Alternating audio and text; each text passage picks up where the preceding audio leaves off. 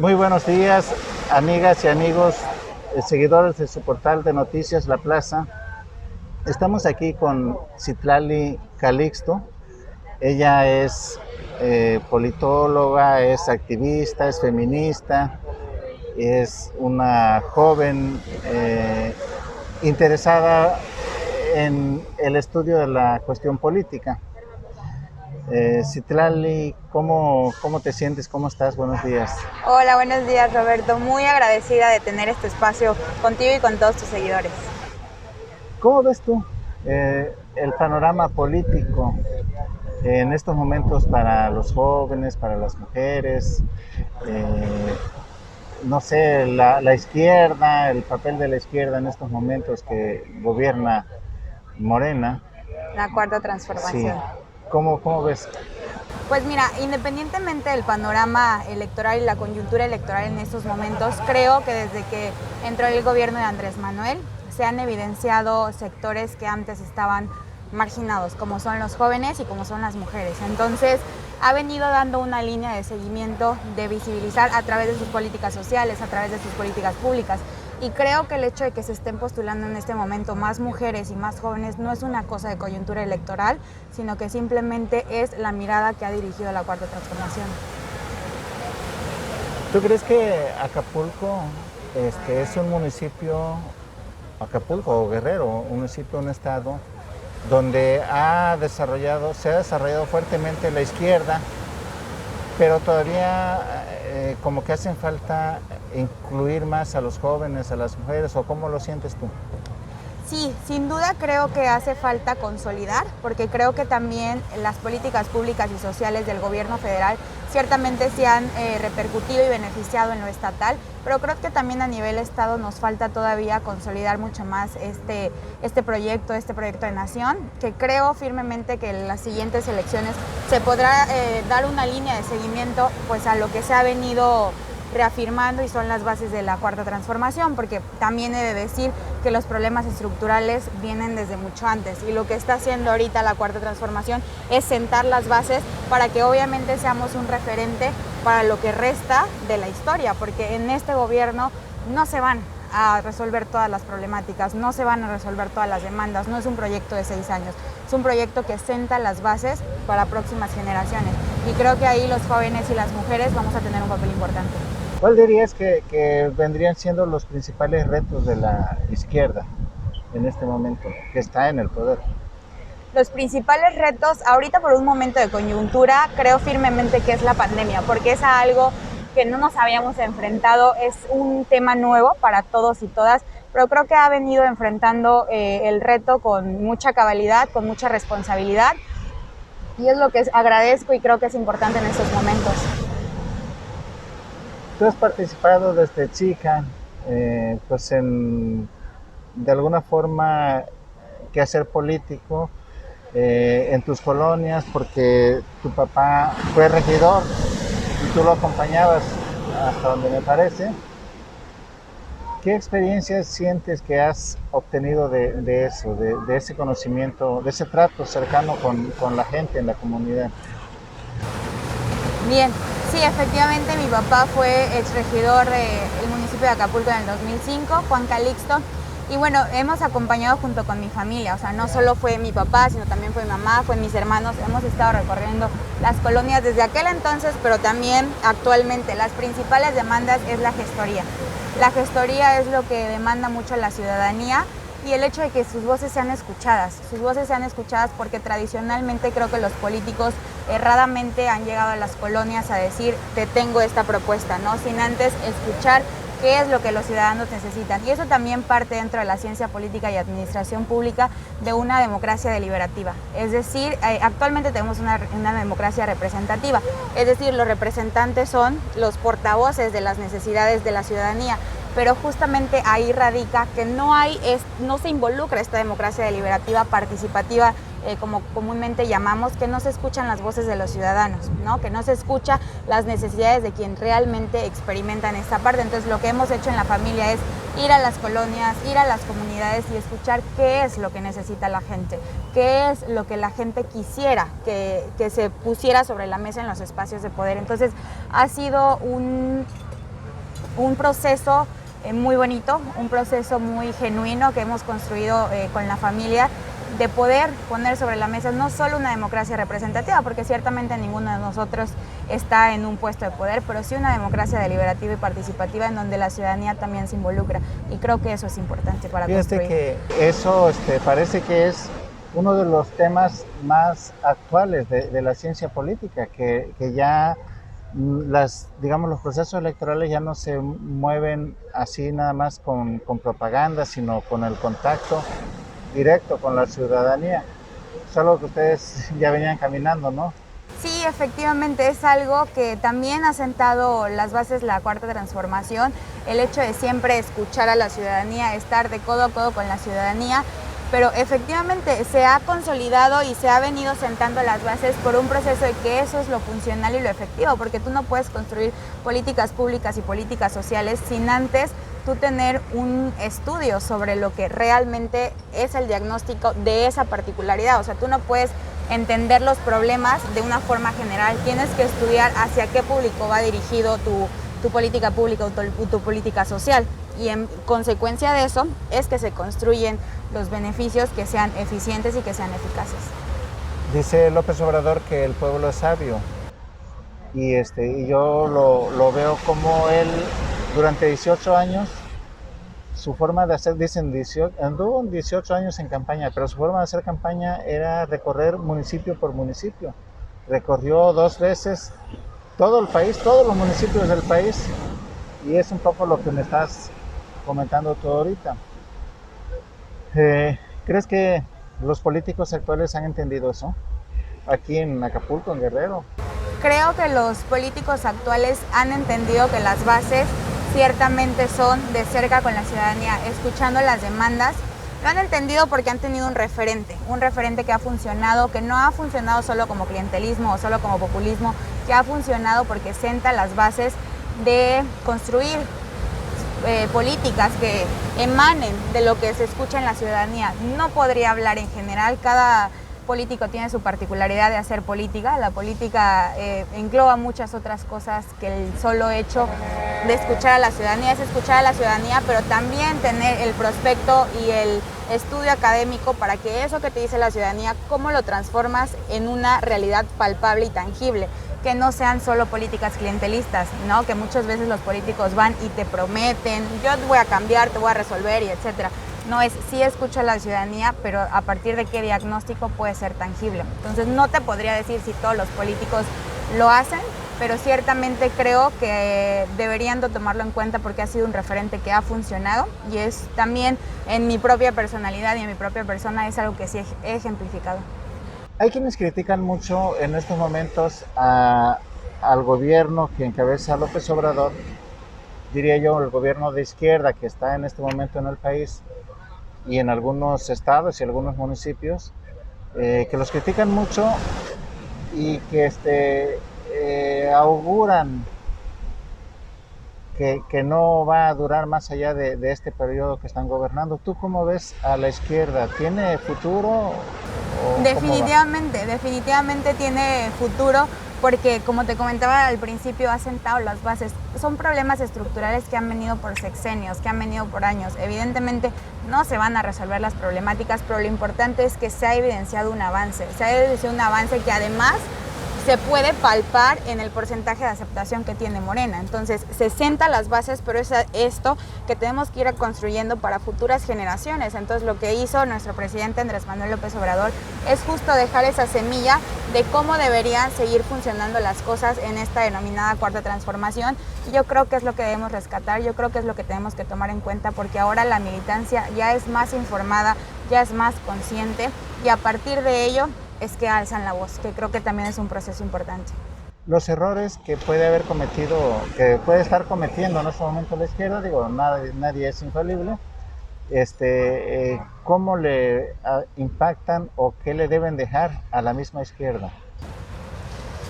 Creo que nos deben de dejar mucha crítica y mucha conciencia sobre en dónde caminar y por dónde no pasar. Es decir, ser muy críticos a la hora de cuando la gente hace una autocrítica, porque eso es lo que también ha venido sucediendo, que la gente alza la voz, que la gente dice, no me parece esta política social, no me parece que el gobernante tal ya no regresó a la colonia o a la comunidad. Creo que eso es importante porque esa es una autocrítica que para el resto de las personas que estamos en el quehacer político nos debe de servir para decir, bueno, aquí está la necesidad, entonces vamos caminando conforme a ello. ¿Pueden afectarles esos errores a la izquierda, a los gobiernos, los distintos niveles?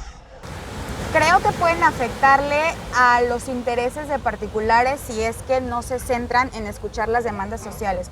No creo que a todo el movimiento, al movimiento partido, estoy segura que no, porque es más la aceptación. Y la autocrítica no es que no estén de acuerdo con el movimiento, con el partido, la autocrítica es eso. Aquí están los aspectos a mejorar y entonces conforme a ello vamos caminando, pero ciertamente si los políticos no toman en cuenta particularmente para su desarrollo y crecer político, particularmente a ellos, yo creo que sí les puede afectar. Y les puede afectar no solo por un proyecto político, sino que también vas arrastrando también a la ciudadanía que confía en tu quehacer político. Entonces, ahí está donde debemos de poner pues el dedo.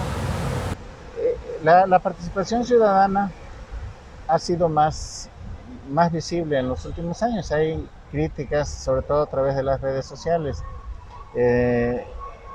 Pero tú, ¿cómo la ves? ¿Realmente hay esa participación o se limita solo a comentar en redes? ¿Cómo? Pues mira, el quehacer político muchas veces se ha entendido que solo es desde la administración pública, es decir, el gobernante que toma las decisiones. Y realmente la política no es solo eso. Dentro de la política está lo político y la política. Es decir, lo político es esto que se estudia, ¿no? Esta parte académica, digamos, los diagnósticos y la resolución de darle respuesta a las demandas sociales. Y la política es siempre el quehacer político y el estar en constante movimiento y alzar la voz por medio de redes sociales, las manifestaciones pacíficas, el hecho de comentar, de emitir una autocrítica. Entonces yo creo que sí ha habido un porcentaje más alto de participación política y hasta eso, o sea, creo que también la oposición que se ha dedicado a señalar y a juzgar a la cuarta transformación, creo que hasta ellos han aprendido de nosotros que estamos en el movimiento porque se han involucrado más en la participación, aunque sea para autocrítica, pero por fin lo están haciendo, involucrarse más en esta participación, entonces me parece que se ha incrementado. Sobre eso que dices, llama la atención el caso de Ricardo Anaya, que siempre estuvo criticando a López Obrador que andaba recorriendo el país y ahora él lo está haciendo. Lo malo es que lo está haciendo en plena pandemia, pues. Efectivamente. Y ahí te digo que está el detalle, o sea, tenemos que ser el movimiento y el partido tiene que ser un referente, pero no para políticas clientelistas, que es lo que segura estoy que está haciendo Ricardo Anaya. El hecho de estar recorriendo simplemente por el hecho de pensar que eso funcionó sin que su ideología haya trascendido, porque el partido movimiento no es solo recorrer por recorrer, es que traes la ideología de querer cambiar las cosas desde una izquierda de conciencia, porque además la política es lo que busca, una conciencia revolucionaria intelectualmente, pero también moralmente. Entonces creo que lo que está haciendo Anaya no me parece que esté mal.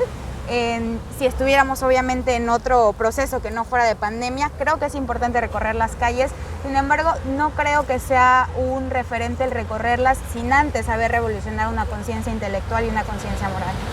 Pero el recorrer también lo puede hacer revolucionar, porque de pronto él va a pueblitos que ni se imaginaba que existían y tampoco se imaginaba la forma de vida ahí, las condiciones en que viven y todo eso, y lo puede ir transformando a él mismo, ¿no?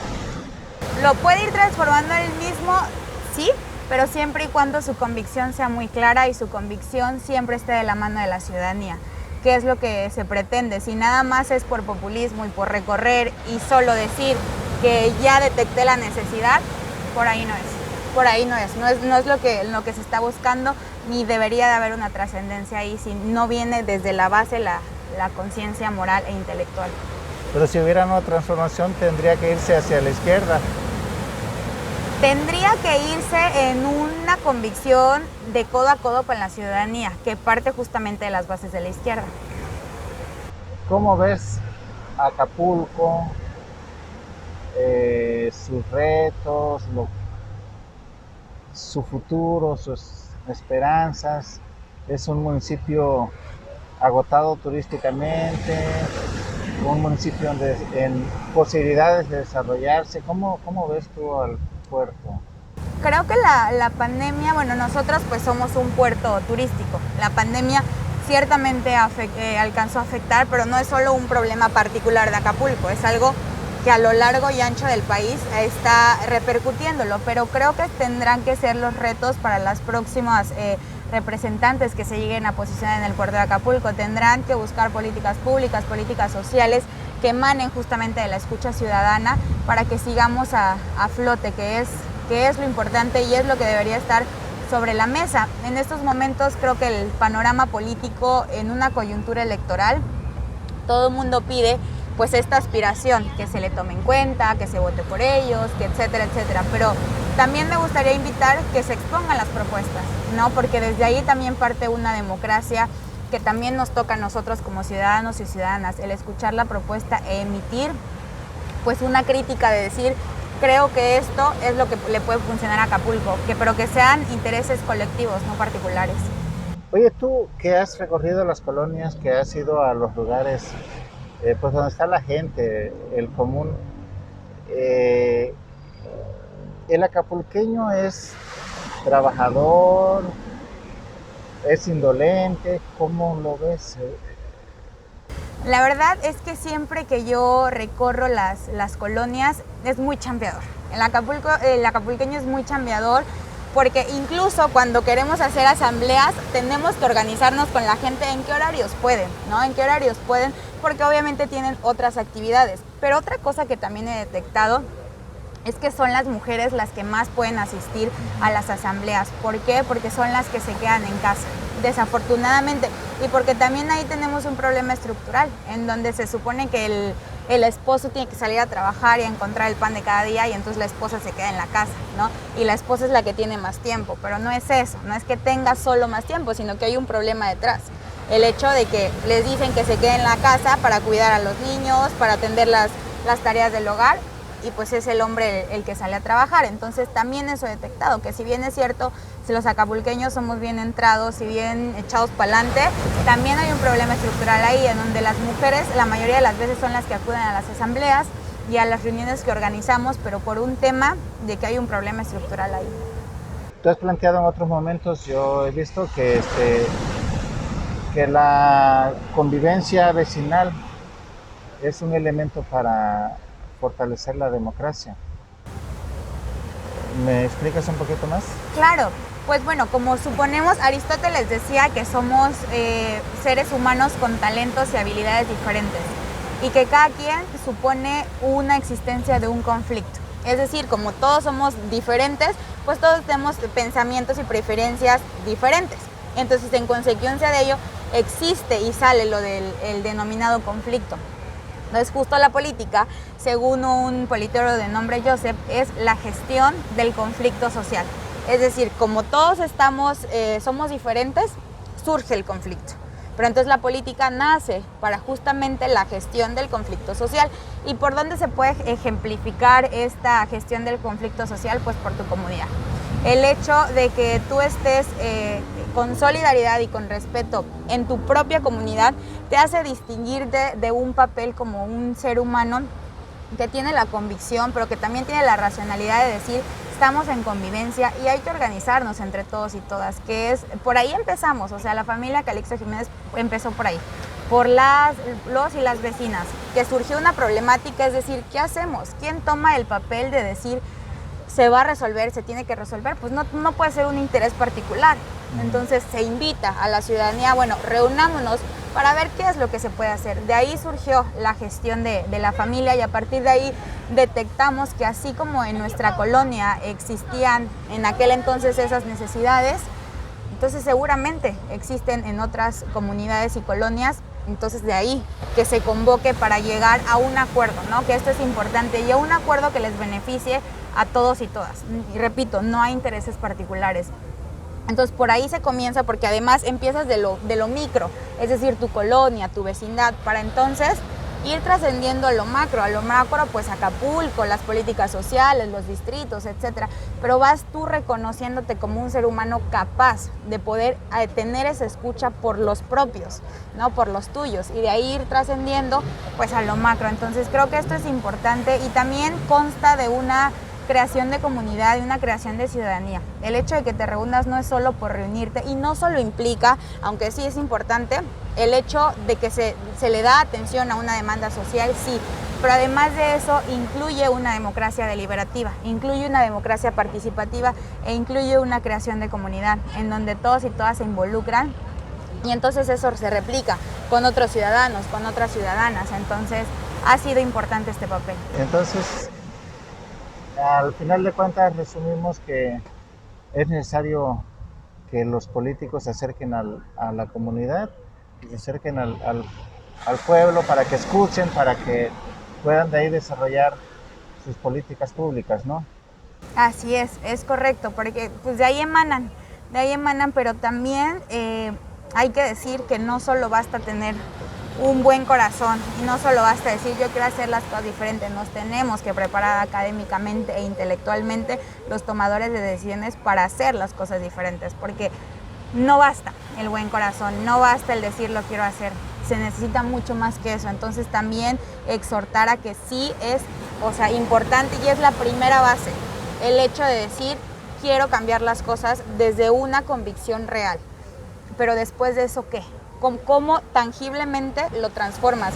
Pues a partir de desarrollar y a partir ciertamente de prepararse, de ver en dónde está el meollo del asunto para poder cambiarlo. Tú lo escuchas, pero de ahí tú te tienes que encargar en hacer incidencia a través del proceso intelectual, a través del proceso académico. Pues bueno, hemos platicado ya sobre política, sobre la participación ciudadana, sobre Acapulco, sobre Guerrero. No sé si quisieras darnos un mensaje final, un comentario final.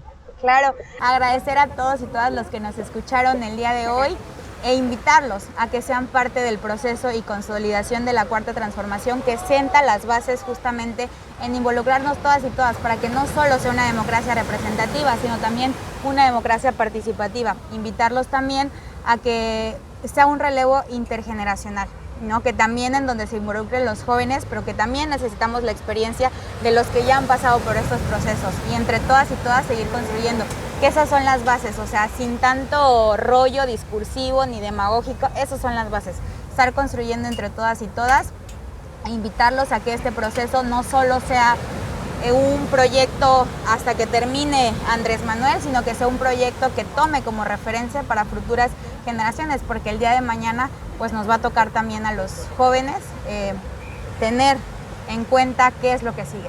Y que además la Cuarta Transformación no es solamente de Morena, ¿no? Sino es de todo el país. Efectivamente, porque justamente fue todo el país el que logró que este movimiento sentara sus bases justamente en la toma de decisiones, y justamente por ahí es por donde debemos empezar. Bien, amigos, pues ella es Citlali Calixto y pues nos despedimos. Y para la próxima, nos vemos. Muchas gracias.